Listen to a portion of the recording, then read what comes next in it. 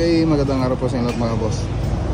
Sorge second, Kamiling Tarlac Project, part 16. Ayan, nagpipintura na po tayo rito sa labas. Dito naman, naglalagay na po sila ng cladding tiles para sa wall cladding. So naka-Versatex din po yung wall nito. So pipinis po natin dito yung sa labas. Sa loob, wala pa pong usapan para sa loob mga boss. So ito na po yung spiral papunta sa second floor.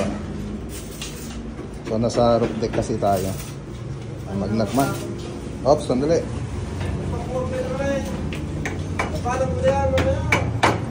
Okay. So yan po yung update dito. Ito yung master bedroom. Master bedroom, tapos ito yung toilet and bath. Ayan. So nakaabang na po lahat ng electrical niyan. Okay, so may mga bintana rin na po tayo.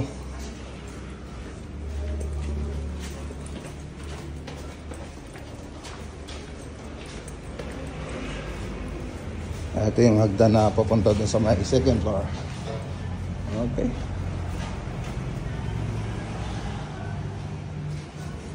Tapos punta tayo dito sa sa may likod.